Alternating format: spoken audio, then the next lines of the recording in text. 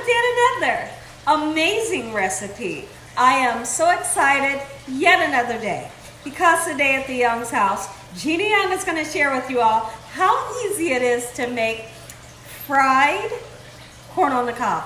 This recipe right here is amazing. So easy to make, doesn't require a lot of ingredients, and if you make it Gina Young style, it's going to be so tasty, hands down.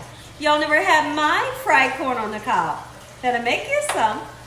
Here are the lovely ingredients you will need. First ingredient that you're going to need is some fresh corn on the cob.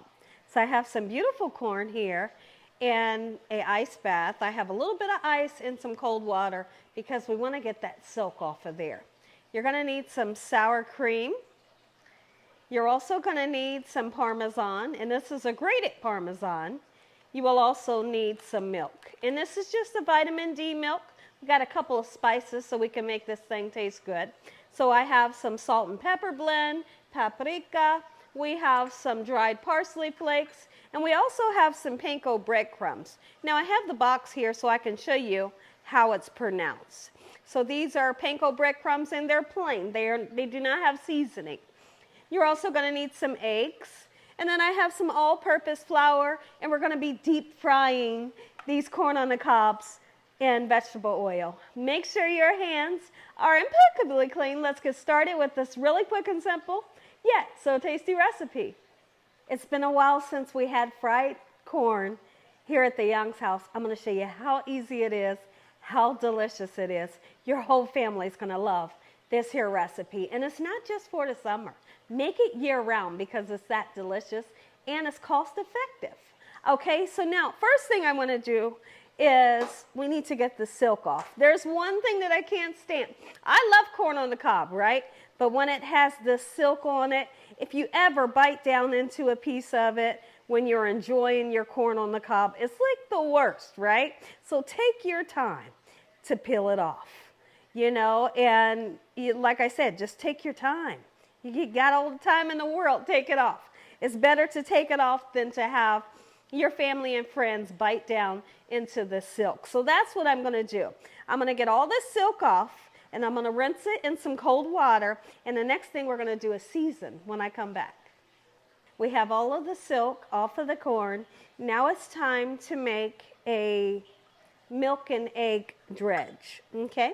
And so we're just going to pour, and you don't have to measure. Just put some milk in with your eggs, and I'm using 5 large eggs, and we want to whisk it together very well, making sure that the eggs are very well incorporated into the milk just like so. So now when you think about a dredging station, I want you to always remember that the first thing that you should be dipping your item into, whether it's pork chops, whether it could be chicken or shrimp, you always want to dip whatever you're making. In our case today, we will be making fried corn on the cob. You want to dip it into something dry. And the dried part that we're going to use today is an all-purpose flour. Whatever kind of flour that you love to use, you can use it. If you use rice flour, self-rising flour, that's fine. Any flour, wheat flour, will do the trick, okay? So we're going to get this nice and incorporated, like I said. And when I come back, we're going to get started seasoning up our beautiful corn on the cob with salt and pepper. So let's get started seasoning our corn. Me personally, when I think about fried corn, the only spices that you need is salt and pepper. So I have a salt and pepper blend here that I've made up, and we're just going to season it just like so, okay? In this manner, beautiful, okay? Take the time to season anything you're making, you know, to give it flavor. Beautiful, and turn it as you season. Okay, so now that we have that done, let's go ahead and take one of our ears of corn, and we're just going to go right into the dry, as I spoke of, making sure that you really, really coat that corn in this flour, in your rice flour, in your self-rising or wheat flour. Give it a nice shake, okay, into the egg mixture, making sure that the egg mixture covers the flour. Okay, how simple, right? Anything Gina Young shares with you all, It's going to be simple. It's going to be quick. Going to be delicious. Okay, so right into the panko breadcrumbs. I have not made this recipe with another type of breadcrumb. So I'm highly suggesting that you use panko breadcrumb. Okay? And panko breadcrumb is actually a Japanese breadcrumb. So now that we have that nice and coated, and if you wanted to, you can do a double coat. And a double coat would mean that you turn around and dip it back into the egg and then back into the panko breadcrumbs. I'm not going to do that because it's going to give you a whole lot of breading. And that's not what I'm looking for. I'm looking for just the perfect amount of breading, a beautiful crispiness, and then juicy in the inside. Okay, so we're doing just one coat. I'm going to set it over here just like so until my oil is nice and hot. Now, we can do another one just like so together. All right, and I'll do the others off camera. How about that? Listen, if I haven't said, I hope that you all are having a great day today. I hope you all are having a wonderful day today. And I want you to let me know in the comment section below, have you ever had deep fried corn on the cob? If you never had it, you and your whole family and everyone you make this for is in for a super treat. Yes, they are. You can make this for a birthday, make it for a party, make it for the holidays and for a barbecue. Whenever you make it, everyone is going to be so excited that you decided to make this amazing recipe. Now I'm going to do the others off camera and I'll be right back. I decided to go ahead and show you how to do another one, just in case. There's always somebody in the background that says, I didn't get to see it and I don't want to rewind it. Well, let me show you one more time, okay? So now we're going to do this, making sure that we really coat that flour all over the corn, just like so in this manner, shaking any excess off into the egg, and then making sure that we really cover the flour. Okay, so now that we have done that, back into the breadcrumbs. Okay, beautiful. And you know what? If you're worried about getting your hands messy, you can always use gloves. And then when I think about it, I really don't worry about it. Guess why? Because that's what soap and water is for. And when you're all done, you can wipe your counter down, wash your hands off, and wham, bam, no issues. Okay, so now what we're going to do when I come back, we're going to check in on our oil to make sure that our oil is heated up to 350 degrees. And what I like to do a little trick with the flour. I'll show you when we get over there. So remember, everybody, I told you all, you want to make sure your oil's nice and hot. What's my little trick? Well, my little trick is I have flour between my two fingertips. And I'm going to drop flour into this oil. When I drop it, it should sizzle. Psst, just like that, and kind of disappear. If that happens, your oil's nice and hot. But if you take this flour, you throw it in, and you literally watch the flour hit the bottom of the pan, you need to heat it up a little bit longer. One of the worst things that you can do is begin to fry something and your oil's not hot enough.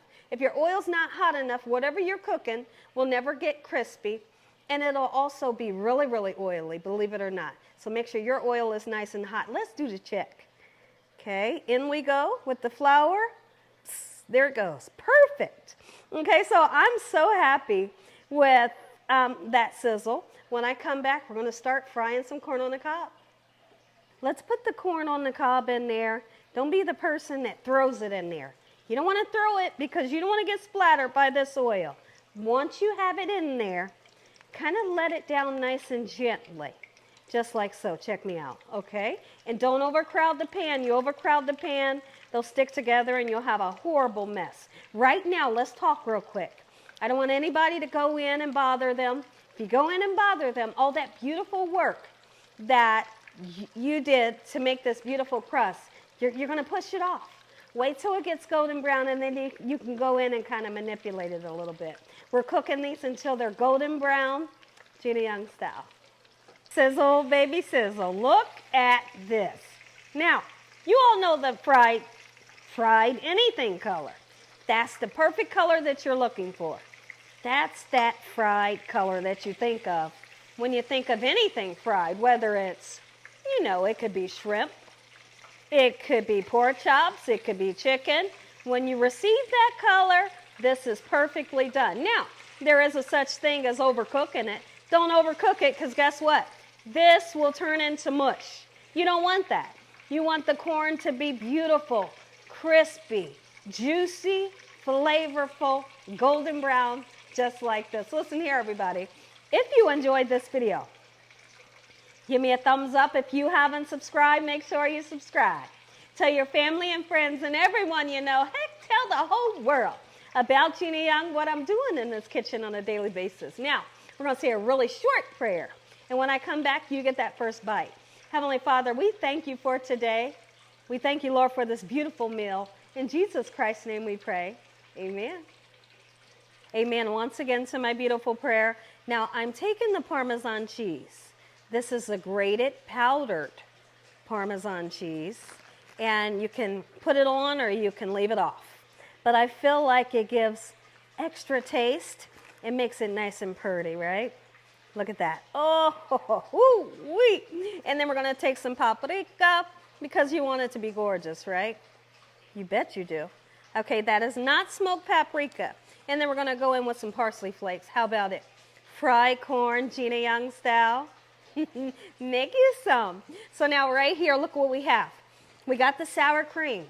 And we also have Parmesan cheese. Mix the two together and you can dip your corn into here and it is so lovely, okay? You know how to mix it up. Now, when I come back, this will be plated up. You get that first bite. We already prayed.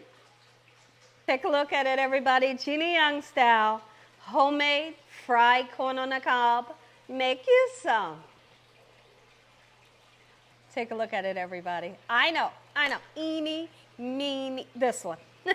Eeny, meeny, miny, mo. That one right there. Oh, let me bring it in to you. Look at that. Just take a bite. And if you, hey, stop that. If you are a true fan of dipping things, this sour cream and Parmesan cheese is really delicious. Take a bite. Let me know what you all think. God bless. Good night.